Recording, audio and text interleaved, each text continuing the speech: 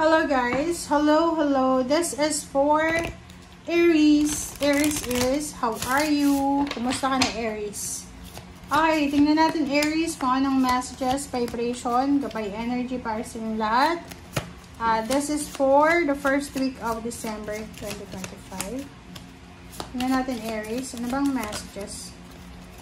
Okay, Princess, you can be your own knight.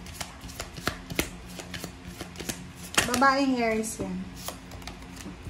Okay, dun sa mga babaeng Aries.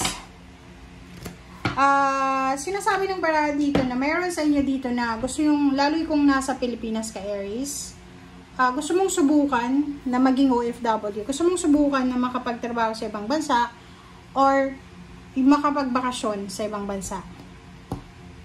Sinasabi ng barada sa iyo dito na kayang-kaya mo yan Aries. Hindi mo kailangan ng tulong. Ang kailangan mo lang is mag-research. Okay. Comment down below.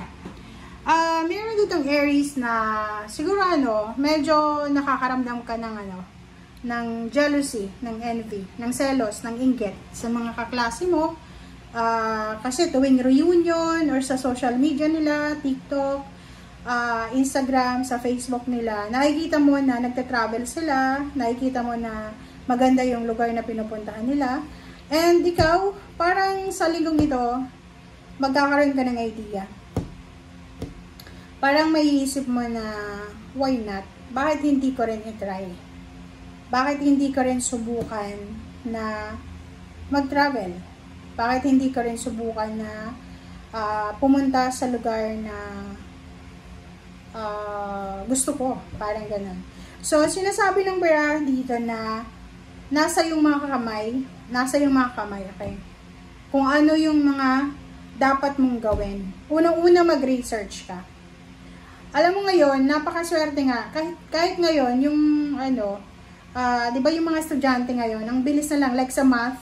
Dati, di ba, kami nung nag-aaral, kami yung calculus na yan. Hirap na hirap ako niyan. Okay? Pero ngayon, yung anak ko, sobrang easy na sa kanya yung calculus. Kasi ang dami ng information sa social media. Hindi social media, sa internet. Yung may mga nag-tutor na free online, may mga pages na tungkol lang sa math, ganito. So, minsan na, ganun din yung naiisip ko minsan. Parang, nung panahon ko, parang ang hirap eh. Kailangan mag-stay ka sa library ng mga 3 hours, 4 hours para mag-research, maghanap ka ng libro, mag-research ka, magbasa ka, ganito. Pero ngayon ang bilis lang eh. Type mo lang sa Google. Pero hindi naman minsan reliable yung Google, diba? But, yung information na andyan, diba? May idea ka kung ano, eto, ganito. So, parang sa'yo yan. I-maximize mo yung panahon ngayon. Huwag kang matakot. You can be your own knight. Yun yung sabi sa'yo dito, Aries, na kaya mong gawin. Travel, international, simulan mo sa katabi ng Pilipinas. O libutin mo muna yung buong Pilipinas. Okay? So, you are ready. You're ready. You already have the answers sa questions mo or sa kung ano man na plano mo. Okay? Ang kailangan lang dito is confidence, pera, and at the same time, motivation. Okay? Diba? Lahat yan, lahat ng mga plano mo ay makukuha mo. Kung willing ka talaga na gawin yan, mag-research ka guys.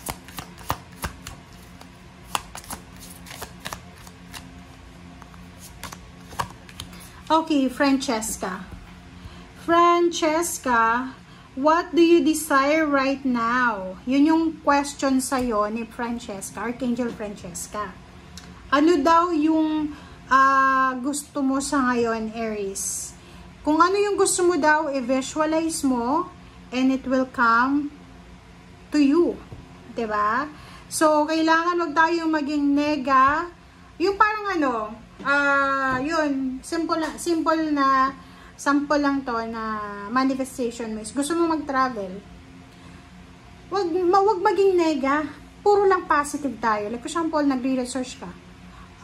gusto kong pumunta ng Singapore, ng Hong Kong, saan pa, ng Japan, ng Korea. So, kailangan mo mag-research. Pero once na nag-research ka, may mga negative thoughts ka na maiisip ka niyan. Minsan ganyan, mahirap, kailangan ko ganyan dito. Huwag mo yun iisipin. Kasi, yun nga, yung negativity daw, ay ibablock niya yung progress na yan. So, kailangan positive lang tayo. Okay? Meron akong katrabaho dati na nung nagtatrabaho kaming dalawa, magkatabi kami ng cubicle. Ano yan? 2007, 2008. Makatabi kami. Lahat ng mga gusto niya na mangyari sa buhay niya, sinusulat na yan. Every day sa notebook. Mayroon siyang notebook. Nagmamanifest siya. And then, lahat ng sinulat niya sa notebook na yon, sinasabi niya, yung iba nakatrabaho namin, hindi naniniwala, pinagtatawanan siya. Kinikis niya pa yung notebook na yun. After niyang isulat, ikikis niya. And then, magpa-flying kiss siya na hindi ko malaman kung ano yung orasyon na yun. Ang mga katrabaho namin, tawang-tawa sila. Okay? So, LGBT yun. Gay siya. And ngayon, alam niyo kung nasa na siya? From teacher siya. Okay? LGBT, lalaki. Gay siya. From teacher siya. Teacher ba yun? Kalam kong teacher siya. Or polsay ata yung tinapos. Kalam. Basta, ano siya? Ngayon, nasa ibang bansa na siya. Alam mo yung trabaho niya? Nasa airlines siya. Isang napakalaking airlines na kasi ang sinasabi niya dati is kailangan kong libutin ang buong mundo. Which is nung mga panahon na yun, 2007, 2008. Imposible yun eh. Kasi unang-una yung internet nun, sobrang bagal eh. Tsaka wala pa nun ng Converge na yan. Wala pa yung mga Globe, PLDT, ganyan-ganyan. Wala pa. Okay, mga DCTV lang yung meron. Okay, so, ngayon, parang lahat ng manifestation niya, nandun na. Andito na ngayon sa present situation niya. Which is, lahat talaga ng bansa na pupuntahan niya. Sa airline siya eh. Hindi naman siya, hindi siya flight attendant, hindi siya piloto. Isa siyang research engineer ata yun. Na kasama siya, like for example, kailangan niyang pumunta ng ibang bansa para mag-research. Hindi ko alam kung anong nire-research niya sa aeroplano, ganyan-ganyan. Kasi ang ginawa niya daw, nag-aral siya. Okay? Nag-aral siya while working hanggang sa nakapagtapos ulit siya ng another na course niya. So, doble na yon. So, kaya ginawa niya daw yung lahat ng best niya para makuha lahat ng manifestation niya. So, ganun yung manifestation, guys. Okay, 6 of Swords. So, this is travel, relocation, diba? Possible. Kung ano man ang plano mong paglilipat, pagta-travel, possible yan. Kailangan mag-ipon ng pera, possible din yan. 5 of Pentacles, sinasabi ng barasa yon na isang balita ang posibleng maririnig mo. And yung balitang yan ay posibleng kailangan mong mag-travel or possible na kailangan mong magdesisyon. Okay? There's a there's a news coming na ang balitang yan ay magdadala sa'yo ng confusion. But you need to decide properly. Okay?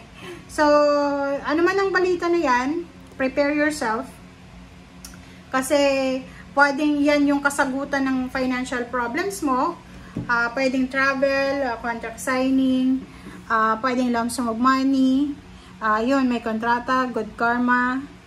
Yun, lump sum, payments, payouts, bonuses. Maraming future news ang posibleng darating sa'yo simula ngayon. So, ihanda mo yung sarili mo kasi lahat ng plano mo ngayon, talagang makukuha mo yan kung talagang desidido ka. Etong Justice na to, tsaka 10 of Pentacles, sinasabi ng barasa yun na if nawalan ka ng trabaho, nawalan ka ng pera, nawalan ka ng resources, ito ibabalik sa'yo ng universe 10 times. Okay? 10 folds. Thank you guys for watching. Bye!